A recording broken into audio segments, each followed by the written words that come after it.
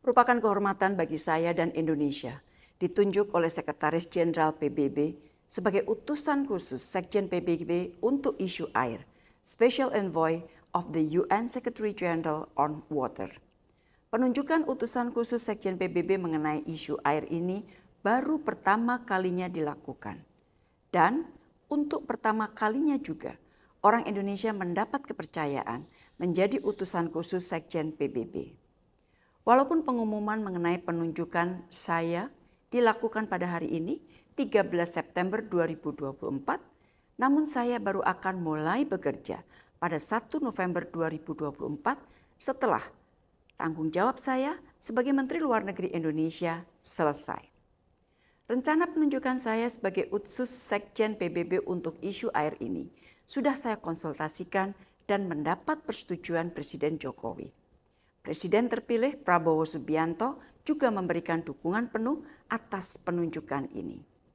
Penunjukan utusan khusus Sekjen PBB untuk isu air dilakukan sebagai implementasi dari mandat yang diberikan UN Water Conference 2023. Beberapa mandat yang diberikan kepada saya antara lain, memperkuat kemitraan dan upaya bersama untuk memajukan agenda air atau water agenda, termasuk tindak lanjut hasil Water Conference PBB tahun 2023. Meningkatkan kerjasama internasional dan meningkatkan sinergi antara berbagai proses internasional dalam mendukung pencapaian semua tujuan dan target terkait air seperti SDG 6 dari Agenda Pembangunan Berkelanjutan 2030.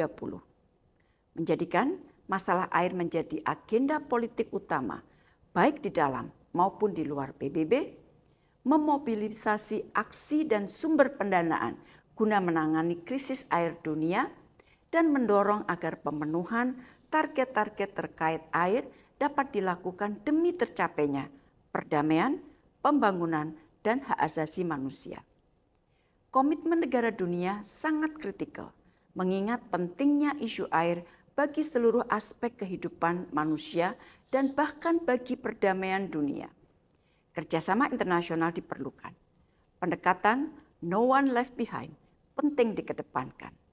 Air bukan saja masalah teknis, namun juga masalah politik.